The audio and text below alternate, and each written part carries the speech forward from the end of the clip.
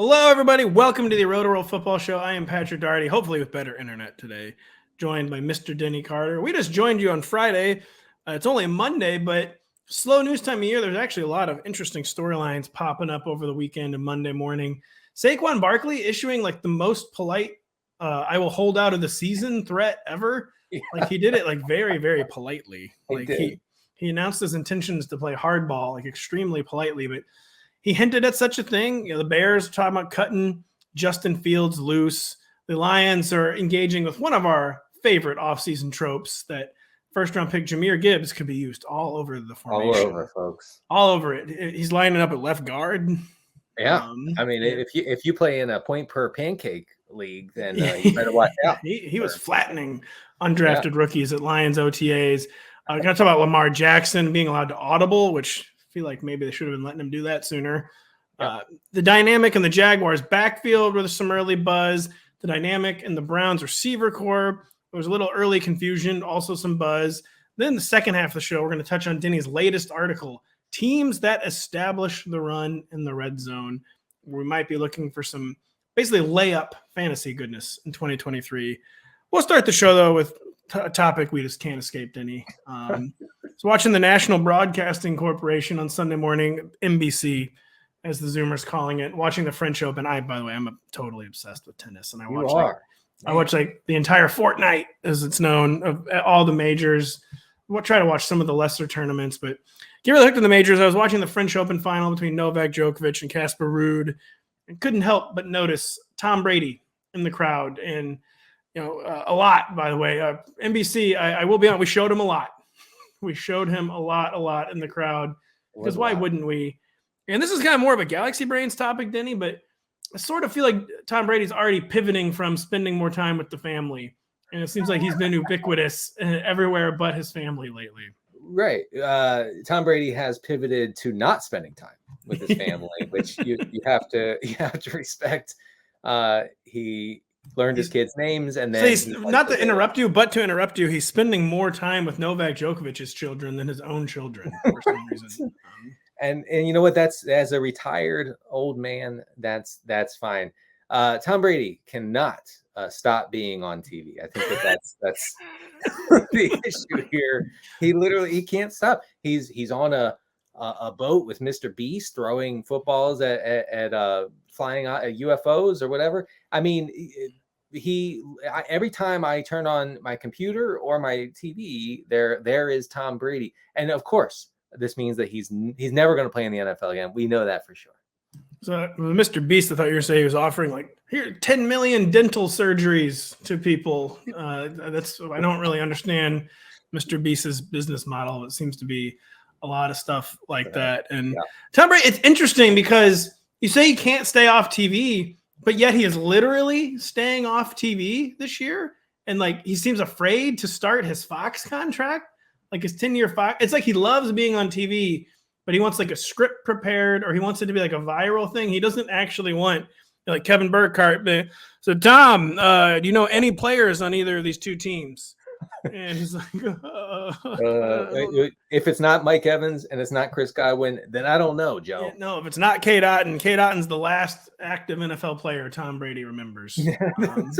Sending him 16 targets per game whenever he was healthy. Well, I mean, but let's just talk about why he doesn't want to commit to that gig. He doesn't want to commit to it because he's coming back. Yeah. Man, are you serious? He's going to play again. Just stop. Why is no one?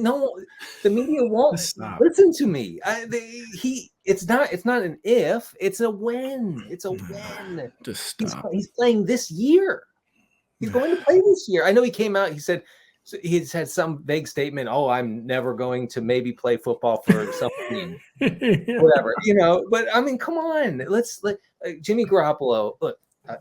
Tom Brady has lived to prove the haters wrong. And Jimmy Garoppolo is the reason he didn't go to San Francisco, or the reason the Niners said, no, we're good, Tom. You can go to wherever, Tampa, wherever. We don't care.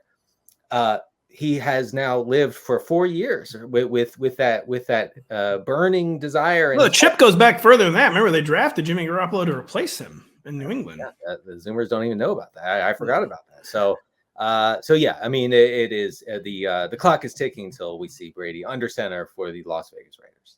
Yeah, I'm just stop. Pro Football Talk's had a lot of good content on this, by the way. He is obviously coming back. I mean, there's no doubt. I mean, I was keeping up a bit that he's not coming back, but clearly he's coming back. It's crazy to me to say, oh yeah, this guy's definitely done. If you're done, Tom, and I know he loves this show. If you're done, Tom, then get in the booth.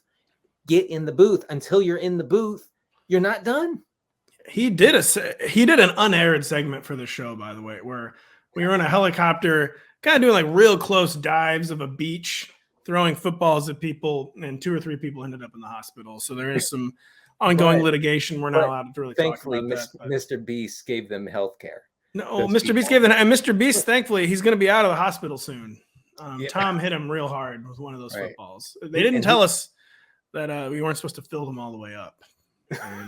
That they're basically like a slab of asphalt when you drop them from a helicopter. Right. So, Mr. Beast, we're rooting for you. We know you're going to pull through. Was throwing at drones, and he threw at another country's drone, and it just went all sideways. Yeah, and this bit, we're getting a little too elaborate for the Rotoworld Football Show right now. It's time to move on to football talk. And Saquon Barkley, Denny. Again, I mean, this was you can't even call it thinly veiled, but because it wasn't, it was very, what's the opposite of thinly? Very thickly veiled. But when asked whether or not he would consider sitting out the 2023 season, Saquon Barkley said, "That's a card I could play." Then he said he's like being nice. He doesn't want to reset the running back market. He just wants a fair deal. I mean, how do we contextualize this? Like when we're thinking about drafting Saquon Barkley this summer, you contextualize it in the following way. He's going to play 17 games this year, and there's no universe in which he doesn't play for the Giants. I mean, but this is the Austin Eckler approach of like, please, sir, may I have more? And this is unfortunately how running backs have to approach, negotiations, contract negotiations, in an era where teams are, absolutely, if you're not Jerry Jones, you are not shelling out the money for a top shelf running back anymore. And they know that. Like it's very, very clear, even to the elites like Saquon Barkley. So he can't come out. He's not a receiver. He's not a quarterback. So he can't say, no, I'm sitting out. Like he can't use that sort of language. He can't use stronger language. So he has to use this sort of softer language. And I don't blame him because, the team, I'm sorry, but the team is not going to fold if he says, I'm absolutely not playing one snap unless I get a huge deal. Could be he might be in slightly better position than Austin Eckler, where Austin Eckler, I mean, as thin as the Chargers like skill core is, like if Austin Eckler sat out, there would be other people to throw the football to. And for the record, Austin Eckler is already caved. Like he just got like a little extra money or whatever. I mean, Saquon, if he sits out, I mean, like he is basically like the sun, the moon, and the stars of this offense still. It's a little bit different situation, but I mean, just to everything you were talking about, there's already a data point. Like a running back played the ultimate hardball, Le'Veon Bell, and then didn't get any more money, and basically just lost a year of earning power, and then his career was never the same. And that's right. Like they already have like a data point of this like failing spectacularly. And I mean, Saquon Barkley would probably stay in better shape than Le'Veon Bell did during his year plus holdout, but it just seems like it's the road to nowhere. And this is like basically as much hardball as a running back can play is like very politely saying, I would maybe do this, sir. Yeah. I would like some more money, please, while I'm in the prime of my career. And it is unfortunate. Like I think you've said, Pat, several times, like the fact that these elite top tier athletes are put into a position in the most popular game in the country, right? Where the position has been seen as obsolete, as completely replaceable. And so they have this unfortunate situation that when they're 22, 23, 24 years old, and they're looking to cash in because this is the only time playing that position. They're not quarterbacks. This is it. And they can't do it. And I do want to say, and for folks who have been following me on Twitter and listening to me on podcasts or whatever for a long time, I I'm sorry for contributing to the discourse. You you know, I'm not blaming myself entirely, but I'm sorry for contributing to the discourse that has destroyed running backs' labor power, their leverage in contract negotiations. That I had no idea it would come to this, and there were lots of people who said it will come to this. Like, the best running backs in the game will not be able to get contracts if you keep doing this, if you keep talking like this. And I didn't listen, so I do apologize for adding to that discourse. You mean, isn't say like you alluded to, what I said on we funnel the very best athletes in this entire country into the running back position, where running back is probably the single most athletic position, maybe besides like shooting guard in American sports. And they're just treated like assembly line replacement pieces, and it's very grim.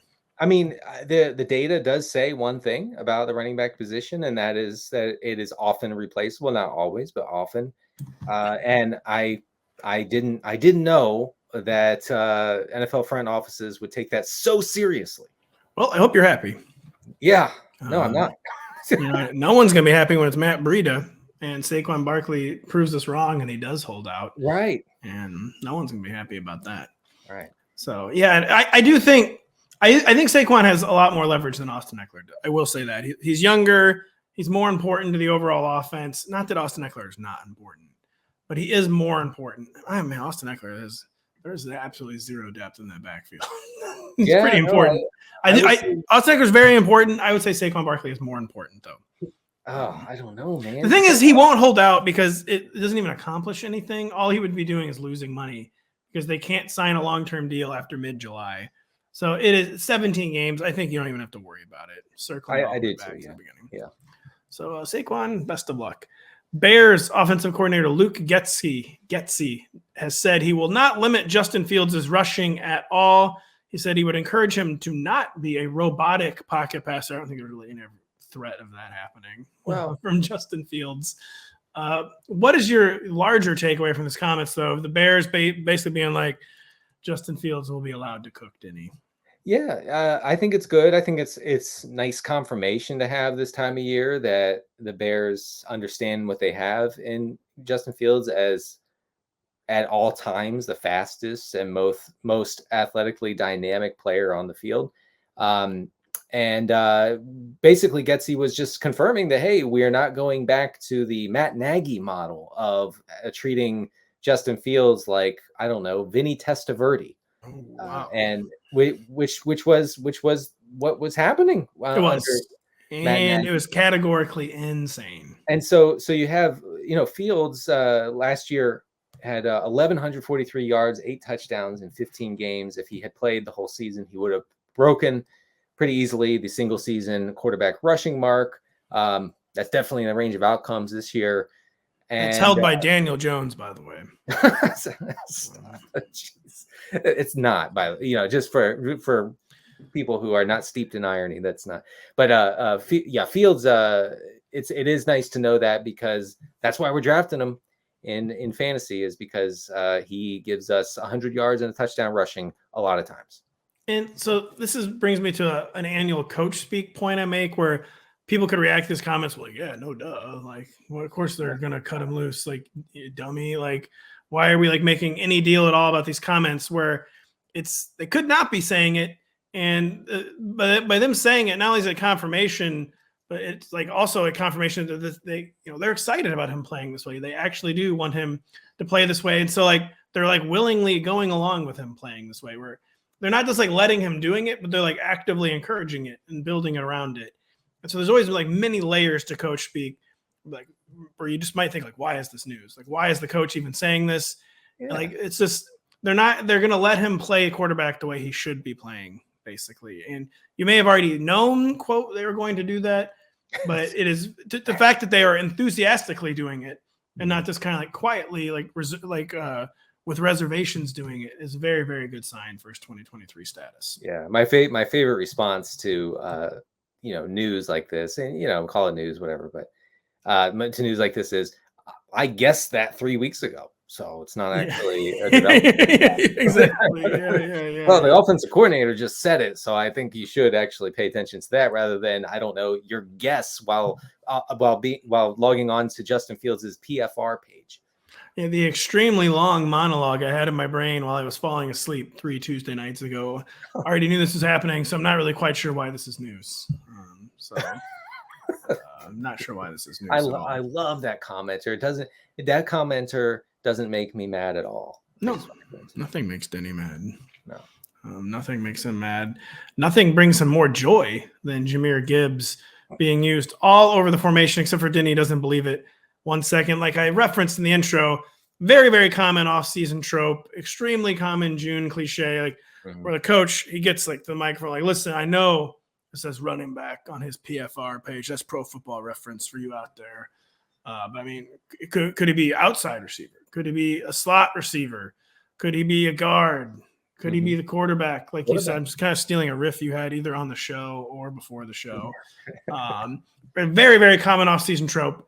Almost never, ever comes to fruition. It doesn't matter either. That's one thing that's like really overlooked. Like, it doesn't really help anything, like of them being used places other than running back. Yeah.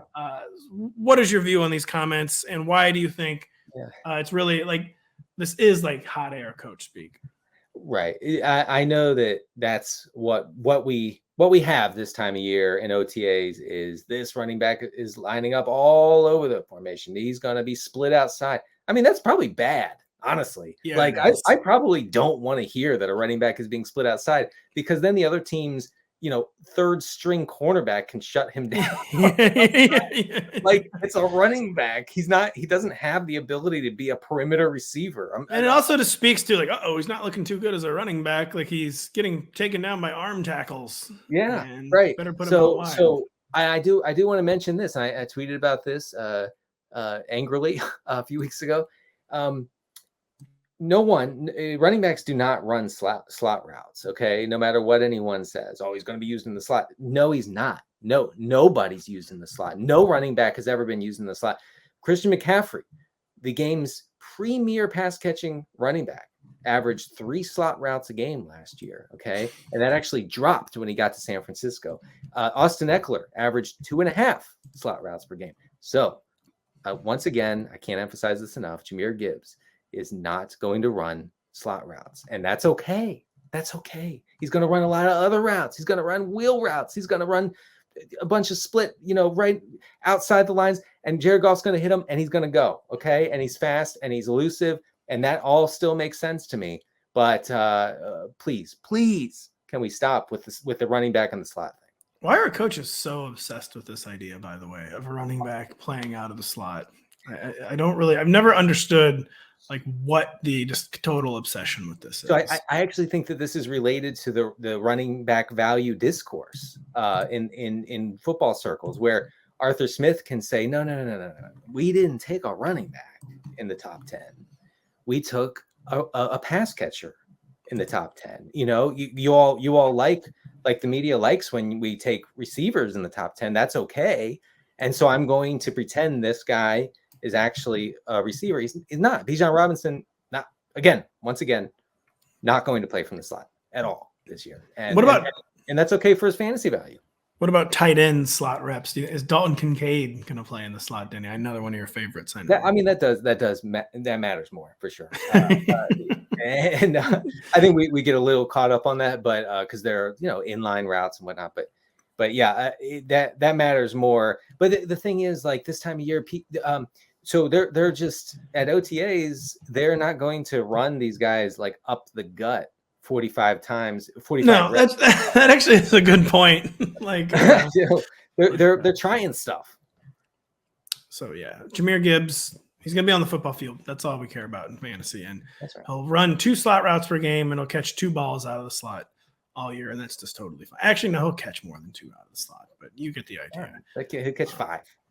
Denny, first, I was about to say this could be like another quarterback no duh, but not really. You would have assumed Lamar Jackson was already allowed to audible, seeing as he is a former MVP of the National Football League. But apparently audibles have never been allowed to be part of Lamar Jackson's game, and the Ravens are finally sensibly cutting him loose.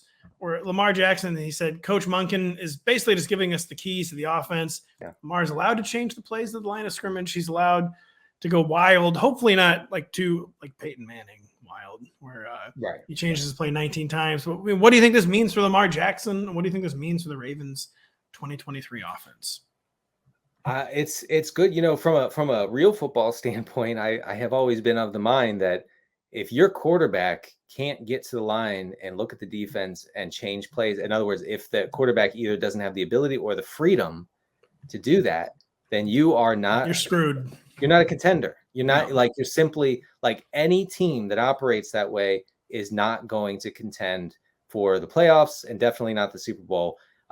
This reminds me of Trevor Lawrence in his rookie year under Urban Meyer, not allowed to change plays at the line. And that is really, really something, considering Trevor Lawrence was really good at that in college. Urban Meyer, a lot of questions about his coaching acumen after that year. But yeah, so you know that going in. Now, Lamar makes it a little different because he can make Superman plays with his ability to avoid tackles in the pocket, outside the pocket, make broken plays look good, basically. So he can kind of mask that a little bit. But I think it's significant that he can get to the line and have a couple plays in his pocket to say, no, we're doing this instead of that. I mean, supposedly he was allowed to audible a little in the past. They were like, John Harbaugh got like a little cagey when forced to elaborate on this, but it's never a good thing too when you have to really be it was sometimes it's not good if you're parsing when your quarterback was allowed to audible.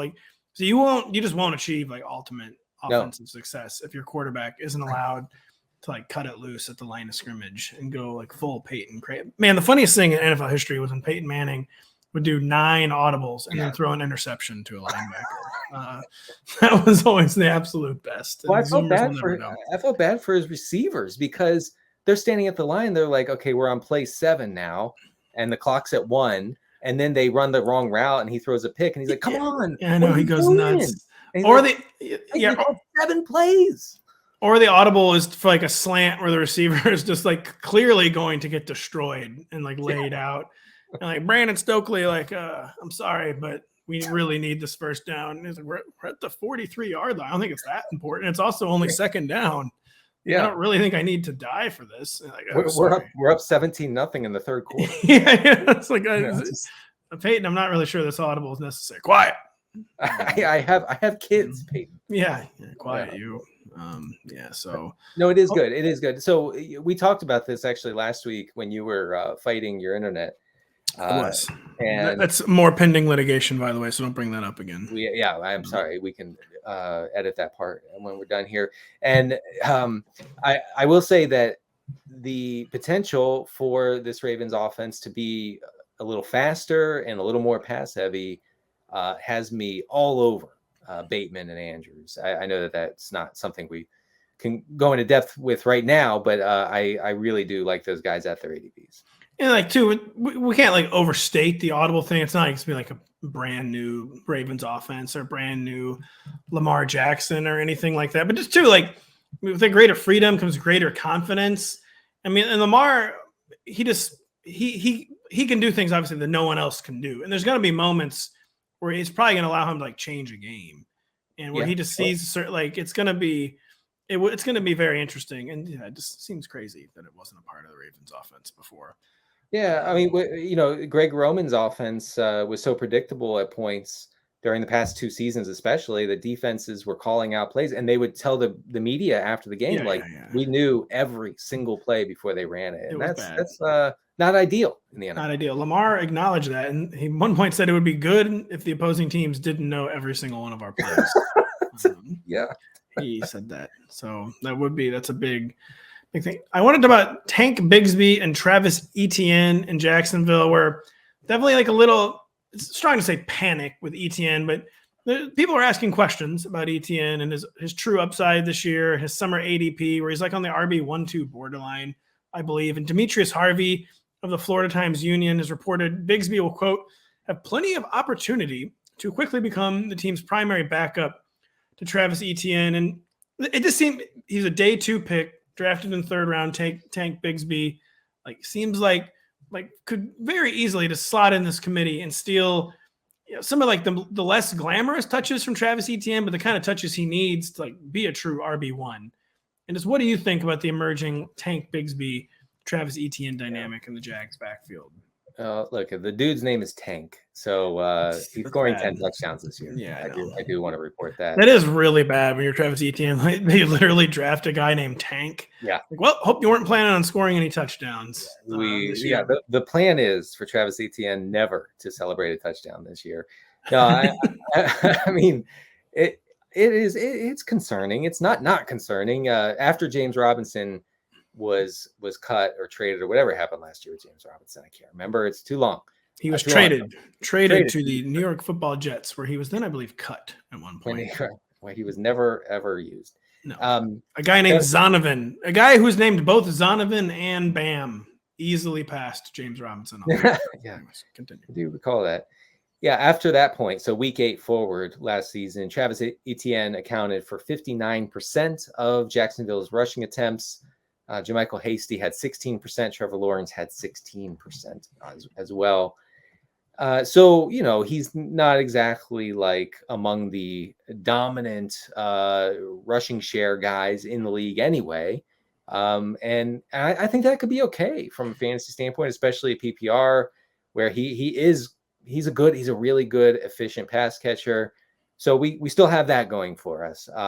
But man, those green zone touches inside the 10, they're so valuable for fantasy. And if he loses out on some of those, it could be an issue. Maybe the Bigsby thing could actually be good news, where maybe it frees him up for like a Kamara type role. And it's like the worst case would be like a Chase Edmonds type role. We already know that's not going to happen for Travis Etienne for a variety of reasons. I mean, real life draft capital, the role and production he had last year, they're not going to ever like scale it back to like Chase Edmonds levels. But maybe it could be where it becomes a good thing, where he's like basically like picking his spots, and it's like 15-ish touches per game. And some of those will be in the green zone at the goal line, where maybe they give it to Tank to grind out, like second and one from the 17-yard line. But like when they're at the goal line, they're going to give it to their best back, Travis Etienne. We know he's not going to lose the pass catching work. So I wouldn't say it's like uniformly, even if like we knew today, like the Jaguars told us, yes, we are like, they explicitly said they were going to use a committee. I don't think we can just like assume it's all bad. And that is probably really not anything ultimately to worry about too much. Yeah. I mean, maybe I'm just rationalizing. Yeah. Right. Bigsby does obviously become a 0 RB staple, I think, this summer.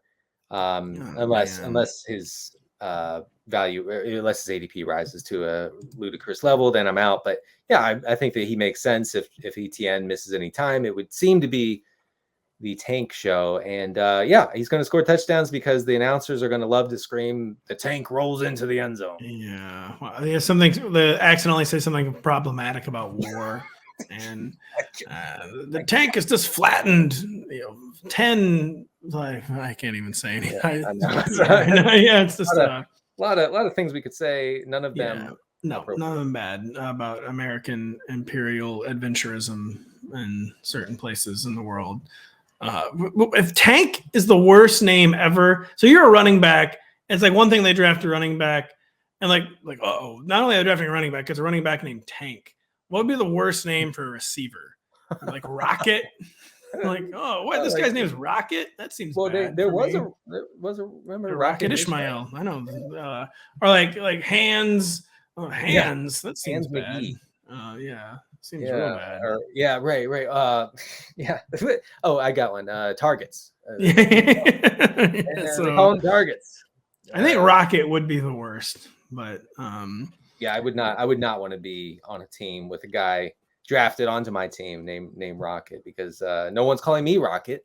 I don't think there could be anything. Yeah, I don't think there could be anything worse as a running back than hearing your new backup is named Tank. Because I mean, bad. do you know how much the offensive linemen for the Jaguars instantly loved that pick? I know, it's true. We get to block for a dude named Tank. This is amazing. Yeah, it's gonna be, but whatever. I'm not worried. And your name is Travis? No, yeah, real bad sign. Travis and Trevor, huh? The Athletics' Zach Jackson has reported Elijah Moore is, quote, an easy pick, is the early breakout candidate based on the Browns' spring work.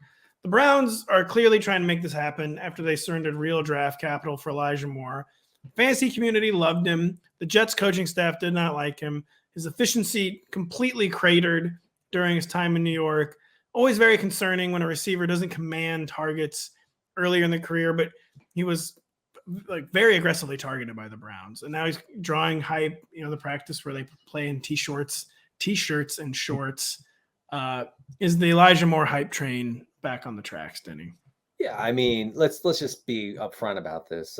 He made a really cool catch the other day, and it was it was tweeted out by the Browns official Twitter account. So that's why we're talking about this. But yeah, I think there's still hope. I think there's hope for a resurgence for Elijah Moore. I mean, his college production and college profile was very good. It made us very into him headed into his rookie season. It literally made AJ Brown cry, which I've mentioned on the show before, how good he was in college. Right. Like all Ole Miss receivers, he has that dog, so he has that going for him. And really, he's in a Browns offense that doesn't have a ton of target competition. I mean, I know Amari Cooper. Now this changes if DeAndre Hopkins signs with Cleveland, and this kind of goes out the window. But right now he's competing for targets with Amari Cooper and David Njoku, and that's it. I know people say Donovan Peoples-Jones. I tend to say is Donovan Peoples-Jones just like already maxed out, and like he's going to be like he's like a shot play specialist, and he was very good. I mean, his career has kind of progressed in an interesting fashion. Do you remember how many yards DPJ had last year? I just looked it up. Do you have it? I do. Well, it's obviously something way higher than I would have thought. So I'm going to guess 750. 839 yards for DPJ last year. I know. Wow. Pretty insane, actually. All right. Well. I don't know what his yard per route run was, like if he was efficient. I mean, but I don't quite remember it being that many yards. Yeah, he was good on a Browns team that threw 11 passes all year, which is true. So yeah, you gotta hand it to him. But yeah, I mean, look, Elijah Moore, not forcing your hand ADP wise right now. I mean, that could change, but I see him in the best ball drafts, and I say, yeah, sure, why not? Hopefully this Cleveland offense is more pass heavy, more sort of progressive in its approach to scoring points, and then guys like Elijah Moore could benefit from that sort of change. For DPJ, I was looking up his yards per route run while you were talking, and even after setting the minimum targets to 20%, I still had to add more rows for DPJ to show up. So he was 51st. He was quite literally the last player not on the first page, but he was between Olamide Zaccheaus. I used to say Olamide, but I think it is Olamide actually. Really? I believe so. And then he was one ahead of Marquise Brown. That seems bad. Marquise Brown. If you look at his game logs from last year, it was like 18 targets for 85 yards. What? DPJ actually, so while 51st is not a great yards per route run, he averaged more yards per route run than Marquise Brown, Michael Pittman, Deontay Johnson, Gabriel Davis, Jahan Dotson, George Pickens, Romeo Dobbs. But there were a lot of Kendrick Bourne average. Isaiah Hodgins averaged more yards per route run. So listen, DPJ, probably a career year for DPJ last year. I can't help but hear the name Michael Pittman in that little rundown, and I am begging folks to reconsider drafting Michael Pittman at ADP. Well, Denny's begging folks to read our draft guide, which will be going live probably late June on newsstands in July, maybe late June, where you just buried the man. You buried the man. Quite literally buried him in your rankings, and you buried the man, Denny. I apologize, but the numbers are the numbers. They are. So check out our draft guide, which is going live, and check out the rest of the show, which will be right back after this. Download the Rotoworld app to receive breaking player news all season long. Stay ahead of the competition by favoriting players on your roster. Get the latest injury updates, player news, and much more delivered right to your phone. It is available in your app store today. And just a reminder, Sunday mornings mean MLB leadoff on Peacock. You can live stream games all season long. And this week we are featuring the upstart Baltimore Orioles, Denny's favorite team, traveling to historic Wrigley Field, which is also a dump, to take on the Cubs. Catch the showdown at 11 a.m. Eastern. Again, it's exclusively on Peacock. Yeah, the ad people are Wrigley's actually a cathedral. It's amazing. Yeah. I did not expect that. I hate to admit it, it's a cathedral. Yeah. I'm Also maybe a dump. The game is at 12:30 Eastern this week on Peacock, by the way, live from Wrigley Field. Which, if you've never been to Wrigley, you need to check it out. It's amazing. I hate to say it, but 12. That's early for any sporting event. It is. Well, it's hard to get exclusive windows in baseball, Denny, and that's why with Peacock we have the exclusive window Sunday morning. It's a pretty interesting time slot. The Cardinals recently played the Pittsburgh Pirates in it, and we got swept. But that was bad. By the Pirates, who are really good. They're better than the Cardinals so far this year. And the Cardinals have been better than like 25 straight years. But we did get swept on Peacock. We got swept on NBC. That's doubly embarrassing. Yep. So yeah, it's very early, but it's very, very interesting. It leads to some interesting fantasy decisions. It creates some almost like football type fantasy decisions. So check out the Orioles at the Cubs, 12:30 p.m. Eastern this Sunday on Peacock. Denny, for the second half of the show, that means article time. I don't know how many articles you've written. This is like the first one we talked about in a while. We've just ignored like 10 of them. Right. Yes. Pat, just to bring you behind the curtain a little bit, Pat will text me, "You writing anything?" And the answer is always yes. Pat, you know, I have a problem and I can't stop. You do. There are two types of writers. Not to take people too far. There's two types of writers. There's the kind of writers who are just always writing. Denny is that, and there's the kind of writers with like very tortured, elaborate processes. That is myself. That is Patrick Corain, our former friend. Yeah. Where we just can't. Yeah, again, ex-friend. Oh, geez, no. We'll make that part clear. Ex-friend, Patrick. It's much harder for us. They need to sit down and write. Pat and I, we have to do the classic: read the entire internet, and then we can start writing. Well, also, I've told you this before, and I will tell you again. I don't think you need to be alone in a cabin in the woods with a typewriter before you actually start writing. And I know that's what you do with your GM ranks. You put it on a typewriter before you put it on a computer. It is funny. Once I actually get started writing, I can write anywhere.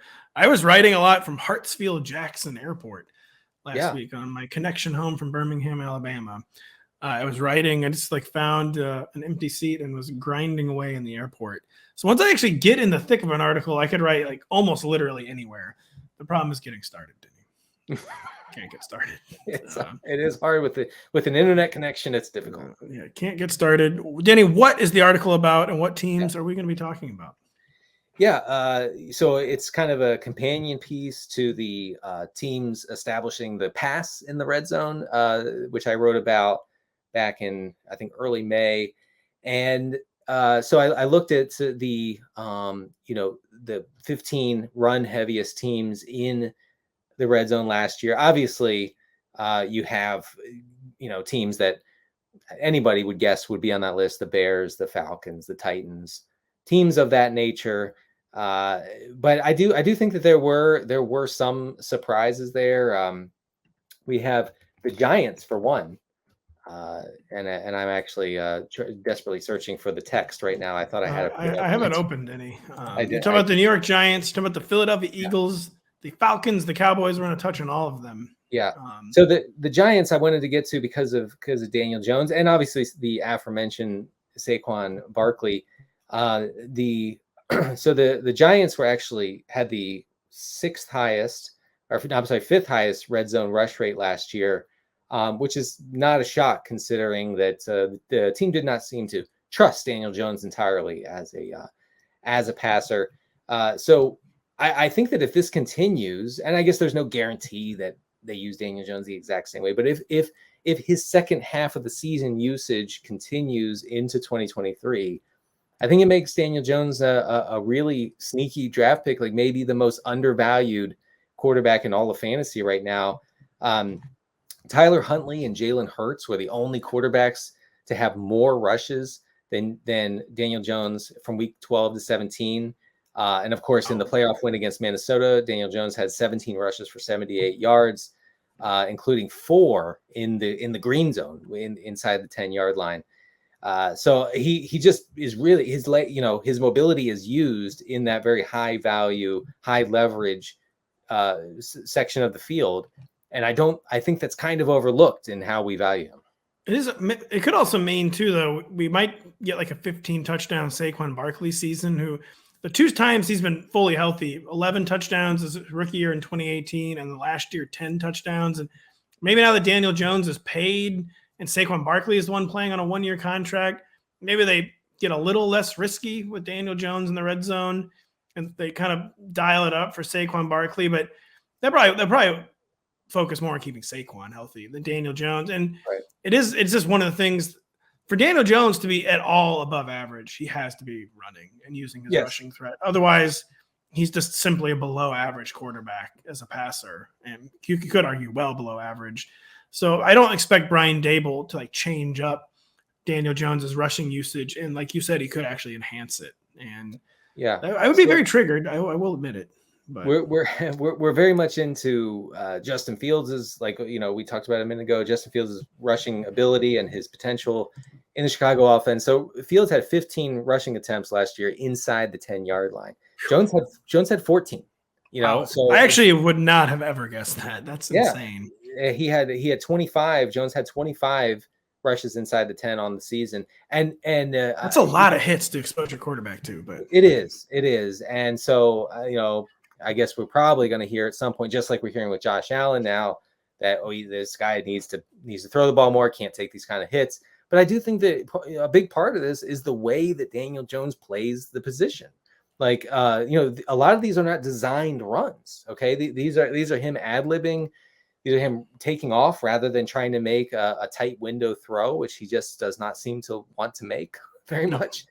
No. And so it does, this sort of usage has me targeting Jones in a lot of drafts. I wonder if they will for real dial back on Jalen Hurts' red zone rushing, by the way, because 2 reasons: he's been paid now. They even can afford even less for him to get injured. And he did bang the shoulder last year. And the easiest way I feel like ever to re-injure your shoulder as a quarterback would be to be handling like rugged red zone carries. And now they're 3 or 4 deep at running back. I could see the Eagles like very pointedly, like noticeably maybe dialing back on Jalen Hurts' red zone rushing attempts. But pure speculation, obviously, and much easier to say in the summer than it is in the season when it's such a weapon for your offense. But he's officially the franchise now, and he officially has a shoulder injury on his resume. And you just wonder if the Eagles might get a little cold feet with Jalen Hurts in the red zone. Maybe, I do think that's definitely in the range of outcomes, as the kids say. I will say that the tush push, that play where that helps a lot. They have the running back or some big tight end push Jalen Hurts into the end zone. That's basically unstoppable. It should be illegal too. This is America. No, it should not be illegal. This is America. I will turn into a libertarian if that is outlawed in the NFL.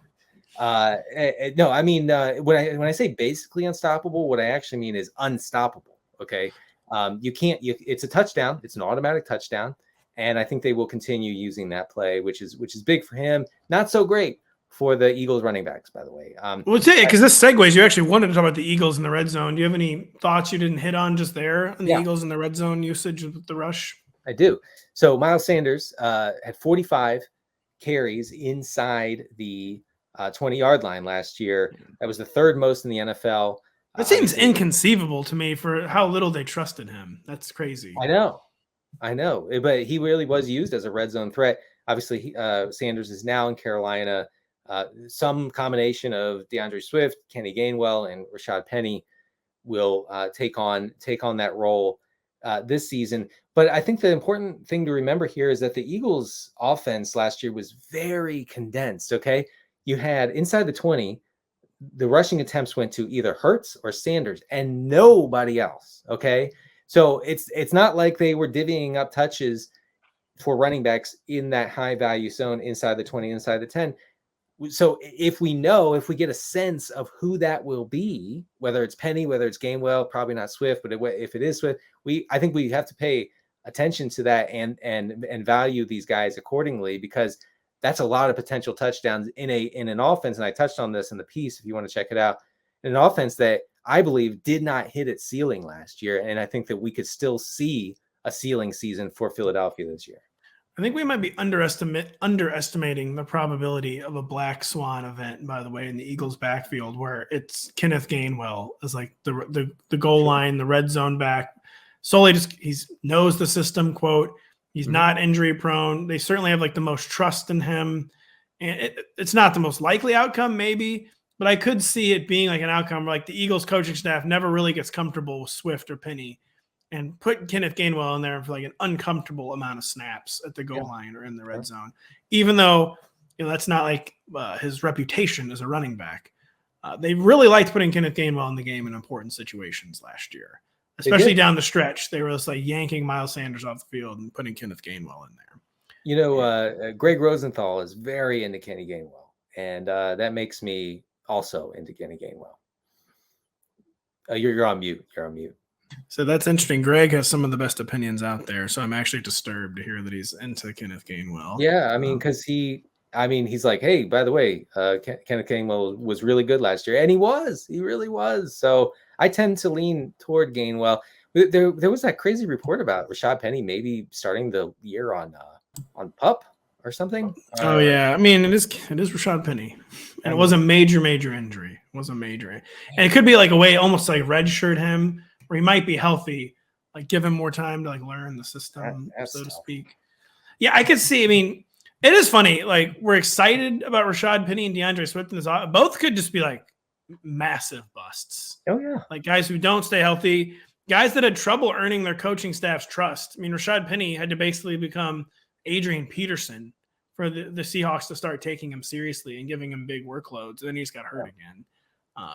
Where the Eagles leading rusher, it could be a situation where like they're not even on the roster right now. That's probably an extreme. Absolutely. That's an extreme outcome, but that is like a possible outcome. Many are saying it could be Trey Sermon, folks. No one's saying that. Oh, there are people saying it. I actually did see Trey Sermon discourse on Twitter over the weekend. I believe our beloved former coworker Hayden Winks is a Trey Sermon truther from way back. So we're looking strongly into whether Sermon will be the guy. Oh my gosh. Wow. Hayden, these Zoomers can't keep control of these Zoomers at all. Just can't keep control of them. Denny, what is the next backfield you want to talk about? Yeah, I mean, I obviously had to talk about the Falcons and the fact that Arthur Smith will never throw a touchdown in his he will never simply quote throw a touchdown. Never. So the Falcons were trailing for a lot of last year, and they still had the third most rushing attempts inside the red zone. Just 8 fewer than the Eagles, who were beating the pants off their opponents throughout the season. It's kind of crazy, actually. This is good news. This is good news for someone. I don't know who, but probably Bijan Robinson, possibly Tyler Algier, maybe both of them. I'll tell you who is not good news for. It's not good news for Kyle Pitts, a generational talent who, again, will not score any touchdowns this year because, again, and this is something we have to emphasize over the next couple months, Arthur Smith's quarterback will never, quote, throw a touchdown. I actually want the Falcons quarterback to have 0 touchdowns this year. Oh, my God. Please. Actually, I want them to be 6-0, and I want Desmond Ridder to average 82 yards and no touchdowns and 3 interceptions a game.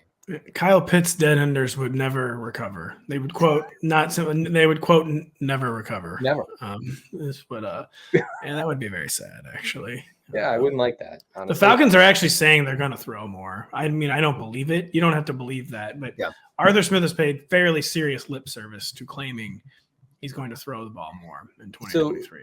But by the way, the green zone and red zone rushing workload for either Bijan Robinson and or Tyler Algier could be enormous because Marcus Mariota accounted for 17 red zone rushing attempts in his 13 games.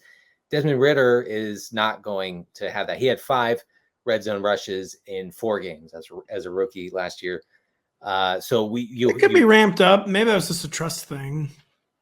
But Desmond Ridder's not a mobile guy. No, he's big though, isn't he? Isn't he like really big? Isn't he like 6'4"? I might be misremembering that, but no, he's very robotic. His movements, not going to really confuse anyone as like a high-end athlete. I mean, not that he's a bad athlete. He's big. He's 6'3", 207. He's the exact right size. But I do think that Mariota, not as the quarterback of the Falcons, is probably good news for Bijan Robinson and or Tyler Algier. I regret to inform Denny, Desmond Ridder had 22 rushing touchdowns in college. Actually, it could be a thing. Actually, it's more than a little. Could be a thing. Yeah, that's a lot. That is a lot of rushing. Tutters. The tutters. I'm just saying. I know that upsets me. Tutters is what they're actually called in the NCAA rule book. He had 28 tutters. You're going to upset the YouTube commenters. I know. Everybody gets so mad about that. But that's what it's called in the NCAA guide. I know the NCAA is a dying institution, but they're called tutters. So sorry if that triggers you. It does, actually. It actually does. I'm sorry about that. By the way, do you think Cordero Patterson is even going to be on the Falcons in week 1? Yeah. It's kind of weird that he's still on the roster, to be honest. I mean, well, they lost their primary kick returner. That's right. For the season. So I'm thinking that CPAT will take over that role and then, see some usage as a ball carrier. See, back-to-back years, they really had regret about giving him so many touches down the stretch and have dialed him back severely 2 years in a row. I mean, he had regret about that. Yeah, he did. And he's old. He's 32, 33. Yeah. The CPAT as a fantasy entity is, of course, over. You want to talk about one final backfield that establishes the run in the red zone, and it will surprise absolutely no one. Well, there are two. Oh, Cowboys. I see. Yeah. Yes. And you're right. Yes, it will surprise 0 people. And Mike McCarthy, the head coach and new play caller for Dallas, is on record as saying that he is committed to not scoring too many points and not having too many big plays this year. It's great. I can't get enough of it. Please keep those kind of quotes coming this summer. Please do. We need content really badly. Yeah, the content machine needs McCarthy to keep saying these ridiculous things. I feel sorry for Cowboys fans, honestly. But, Ezekiel Elliott's team leading 35 red zone carries are gone for now, until Jerry Jones watches a Zeke highlight reel on YouTube from 2017 and makes the call. But they're the only team that's expressed any interest in Zeke whatsoever. The team that cut him is the only team publicly on the record about signing him, by the way. Every week, Jerry's getting more and more remorse about that. Yeah. Yes. I think that it's still a possibility. I think, somebody else taking that role, Leonard Fournette. Oh man, that would be so bad. That is so gonna happen. I don't know how I haven't thought of that yet. Yeah, I mean, some very washed type running back signing with Dallas and just Dalvin Cook could sign with Dallas. That's been kind of out there a little bit. Not a real rumor, but people are trying to speak it into existence. I wouldn't be shocked. So anyway, what I'm saying is Tony Pollard does not automatically get these 35 red zone carries that Zeke had last year. It's just not going to happen. Now, he was good last year in the red zone. Pollard had 22 carries for 99 yards and 6 touchdowns. In the red zone. So unfortunately, that sort of production and that sort of explosiveness probably doesn't matter to Mike McCarthy, and we have to accept that. So I can't help but think that the other shoe is about to drop on Pollard, and when it does, we are not going to like it. We're not. I'll tell you who wouldn't like it. Our magazine, where he's on the cover, but we kind of plan for that contingency because I think no matter what, he's the 1A. There's going to be a 1B, and it's a question of how involved the 1B is. He was already flirting with 1A status last year, though, Tony Pollard. Yeah. It's not like anyone's drafting Tony Pollard expecting 280 carries or whatever. Right. You're expecting Alvin Kamara or Austin Eckler, which you came really close to getting last year. And I would just urge people not to overreact. Dalvin Cook would be very bad outcome. That would be bad. Dalvin Cook would be that would be poor. Anything short of Dalvin, even Leonard Fournette signing with the Cowboys, I wouldn't really be blinking, and I just wouldn't be too worried about it. Well, our backup is actually to put Younghoe Koo on the cover of the magazine, if I heard correctly. I was muted trying to quickly check another fact and just had to unmute to say you were fired. Yeah, I went out. I went out the way I came in. You did, yeah. Talking about talking about kickers. So Very, very good time to end the show, I would say. The second a kicker comes up, we have to. Which, by the way, if you didn't listen last Friday, Denny has been censored for his kicker views, and he wrote away. I wish I had. You forgot the format for the kicker profiles, and let's just say you wrote a lot. I wrote a lot about guys like. Oh, who's that new Green Bay kicker? Anders or whatever. Something very, very Scandinavian. Yeah. Anders Carlson or something. The most Scandinavian guy this side of Daniel Carlson. And I think it's Anders Carlson or something Anders. You know, I had like eight tabs opened on that dude at one point, just grinding these profiles. And then Pat calls me and goes, you wrote way too much.